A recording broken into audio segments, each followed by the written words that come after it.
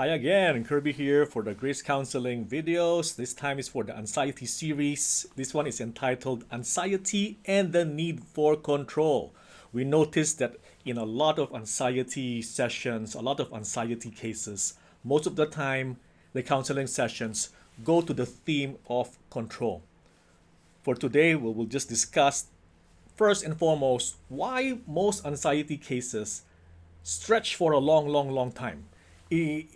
As simple as it sounds, that people can just go for a go for a walk, have their distractions. We have methods for coping skills on anxiety disorders and anxiety problems. We always find that the clients come back. And why is this? Because the deeper root of the problem is not satisfied. The deeper root of the problem is not reconciled. It's not settled with. And the deeper root for this one is usually control, the need for control. Think about this. If you're suffering from anxiety right now, try to connect it, right? What are the things that you feel you have no control of? Is it okay or not to have control of these things? So I cannot control what will happen tomorrow. Is that so bad? Or that's part of life and it's okay? Tomorrow, let tomorrow worry about itself, the Bible say. Can you do that? Can you afford to do that?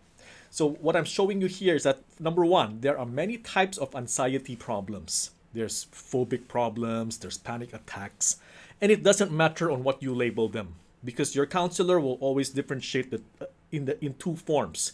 The superficial type, which can be handled by coping mechanisms, by distracting yourself with other activities like sports, like video games, going out with your friends, and sometimes these type of anxieties, I call them the superficial type of anxieties. If it can be helped with all these small methods, if it can be helped by one session for psychoeducation, we will really I pray that this one blesses you.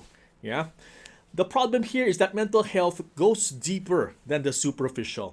Now, once you learn about your coping mechanisms, you learn how to relax, you learn how to distract yourself, you learn how to use imagery techniques, you learn how to use breathing techniques, you go to the gym. For some people, they say listening to worship music works, to each their own. But if you find that the anxiety attacks do come back with a vengeance, the anxiety problem persists, then it's going to be of the deeper nature. And when you say in the deeper levels, there are many factors in this video. There are many factors for anxieties, but the first one what we will tackle in this video is what we would is a construct we call the locus of control, LOC, locus of control. And locus of control is nothing more than your sense of control over your situation. The sense of control, not your level of control. The sense of control. Sometimes you control nothing, but you have a high sense of control.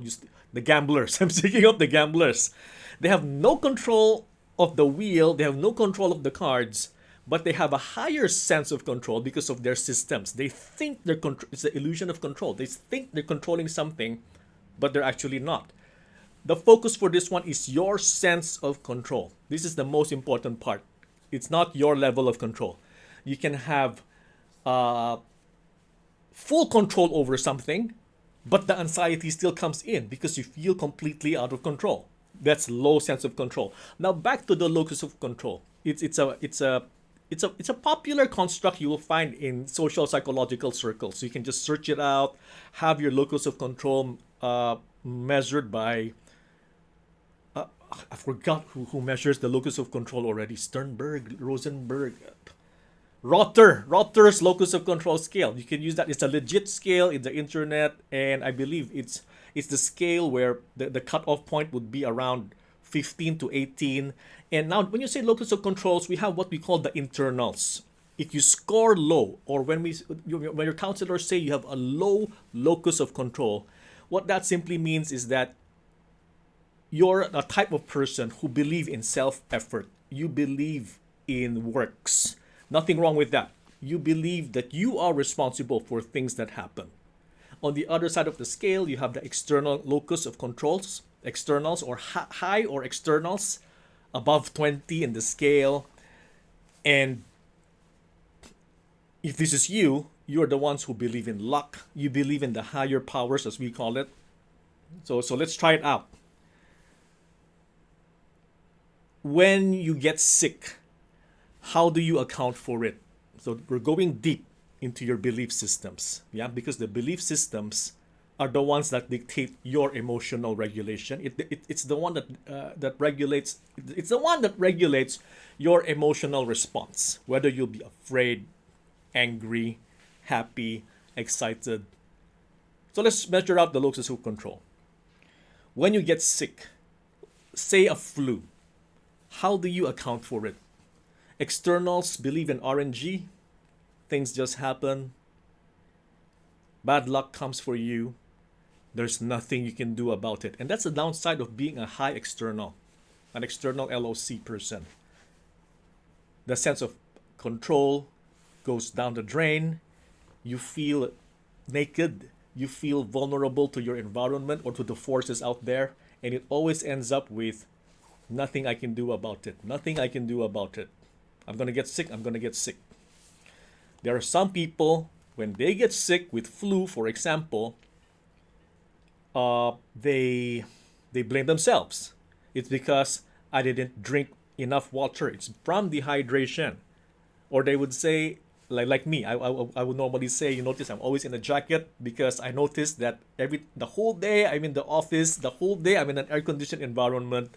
If I'm not wearing a jacket, I usually feel weak afterwards. I become vulnerable to infections. I don't know. So I account it as, for me, my locus of control when it comes to flu is that it's in my power. It's in my responsibility. There's no point blaming God for it. There's no point blaming curses. Someone cursed me for it. It's just my time of the year. It's just my time in the wheel. It's just bound to happen. You know, the mythological image of the archetypal image of the wheel of fortune. It just so happens that this time I'm in the low phase. Things will get better. Those are the high external locus of control. The low locus of control, the internal ones, would say, yeah, I didn't wear the jacket, I didn't drink enough water, I didn't wear a mask, for example, for those cases. And that's for flu. And I'm going to ask you this one. Whether you have anxiety or not, I'm going to go deeper to your belief systems. What about accidents?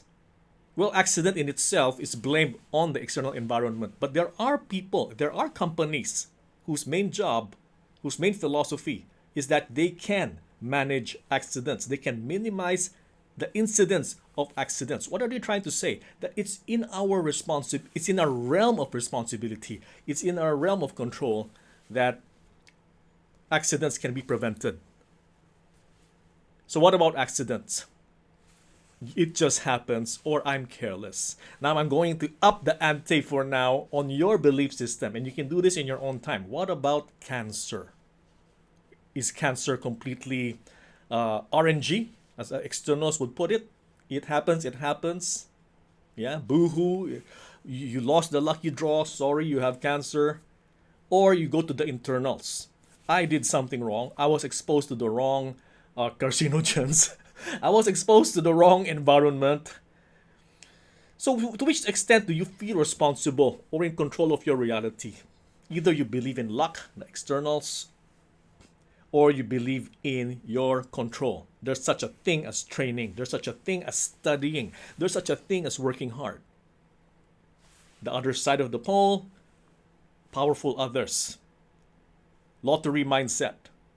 I'm waiting for Merlin, waiting for Gandalf to come in. I'm speaking in terms of success.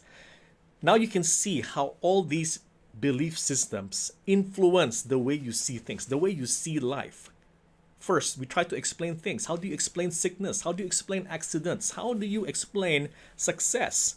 I'm showing this one because eventually most anxiety, especially here in Singapore, stems from money. It's always about money, money, money.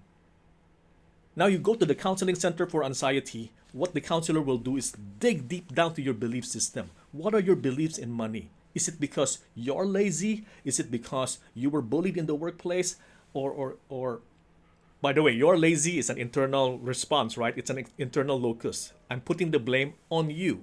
Now, when I say you are bullied in the workplace, I'm going to the external end.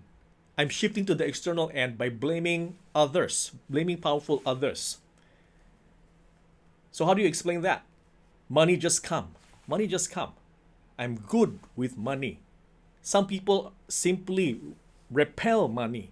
You're arguing about external, something spiritual there, something going on. So do you believe in luck or chance? What I'm here to point out that if you're suffering from anxiety right now, there's a big chance that when you take the Rotter's Locus of Control test, you will end up on the high end. You feel that life is too chaotic. You feel that the world is a jungle. People out there are out to get you. No one cares about you. You are all alone, and there's nothing you can do about it. Tomorrow will be negative. Next week will be negative. There is no hope. So what happens here? You have an external control, external locus of control, and it's on the negative end. Where is God in all of this? Now I'm going deeper to Christian counseling. That's why Christian counseling is always deeper, because we always have to include God in the process. We have to include God in the process.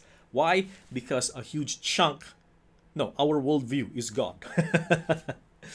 Now you can see how deep this one goes, right? Okay, so on one hand, for Christians, should we be an external or internal locus of control? Here's the tricky part, because the Bible talks about the two ends. On the first end, we have the externals. It's good to rest and have faith and hope on the Lord. Wait and hope on the Lord. That's an external attitude. God controls everything. He is purely sovereign. I don't have to do anything. Things befall man because God is in his doing it is in his pleasure, in all his wisdom. I get sick. I get laid off from work. So who can straighten what God has made crooked? If God made you crooked, who can straighten you? If you're straight, if God made you straight, what can make you crooked? If God opens a door, who can close it? If God closes a door, who can open it? If God is sovereign, what are our actions for? What are prayers even for? Then there's going to be a whole interview on this one. Why? Because we, the counselors, we want to know your worldview. We want to know your beliefs. Even though you say, hey, I'm Christian, you're also Christian, we should understand each other. I agree, we should understand each other, but we don't. Then again, what's the point of prayer if God is all sovereign? Leave you with that one for the externals. On the other side of Christian messages, we have internal locus of control messages. Study and show thyself approved. That's a verse, I think, from Paul. Look at the ant, you sluggard, from David. In Proverbs, one of my favorite verses, he was telling us to look at the ant and learn from the ant's hardworking diligence. You want to be successful? You work. Diligently work. Work as unto the Lord. Show the Lord your excellence.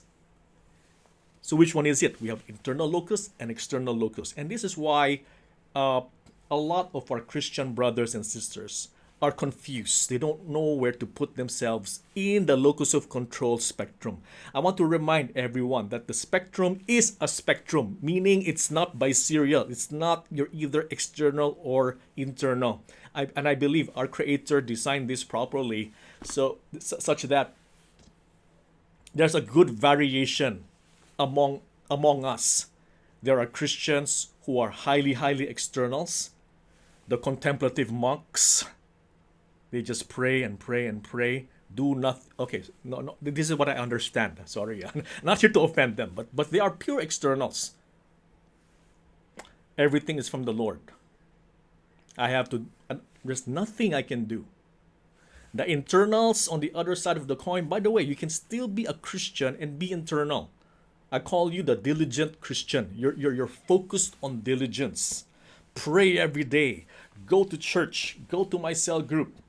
So again, why You have your own philosophies. Again, it's a belief system. You have your own belief systems. You believe that it's healthy for you. You believe it's a good time to be with you and the Lord.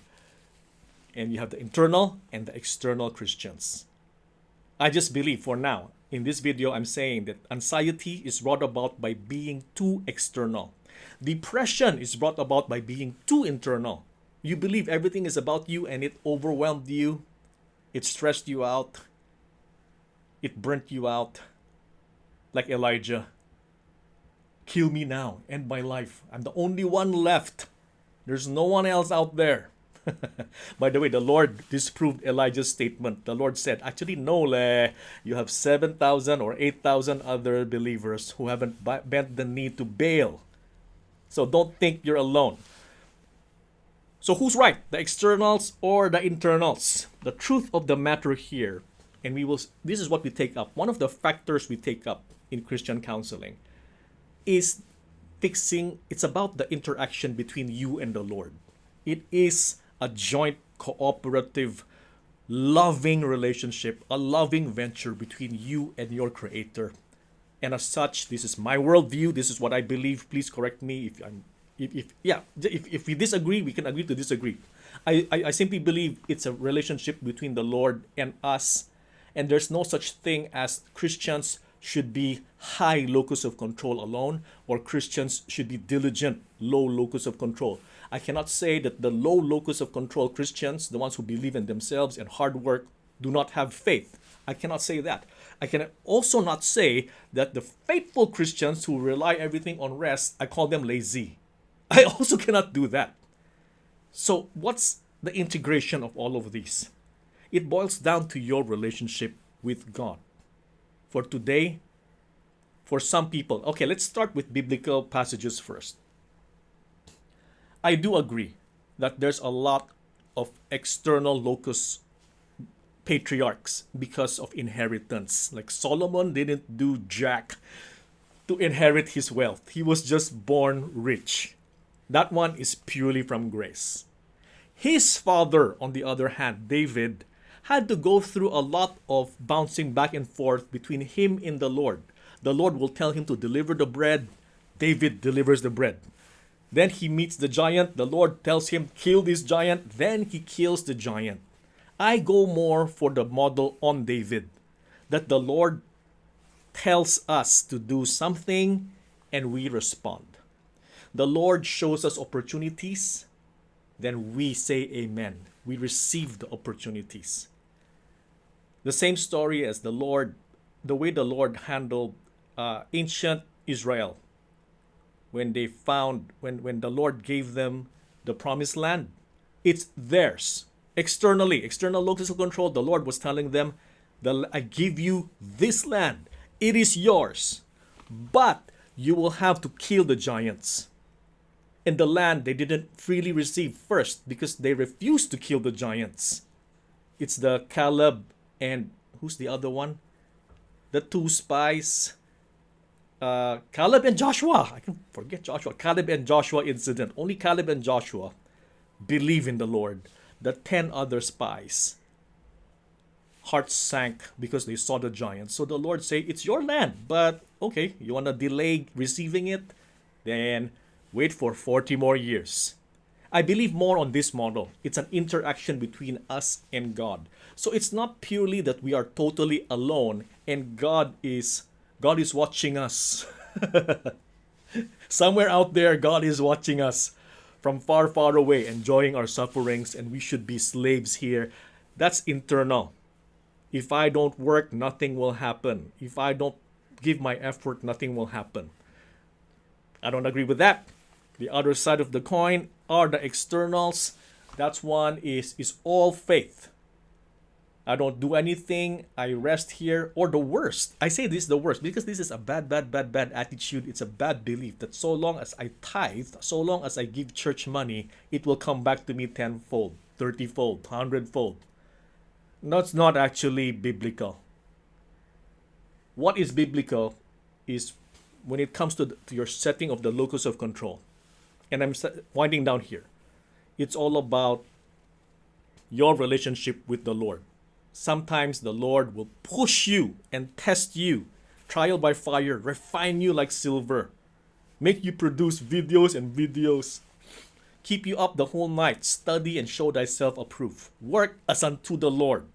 He will test you, but you should respond to it. Then He will reward you in grace. So in counseling, we'll find out your flow. We'll find out this locus of control. This is for today. I'm past my 20-minute mark. You're too internal. You want to control everything. You feel like you're in control of everything. Depression. You feel like you lost control of everything. Anxiety.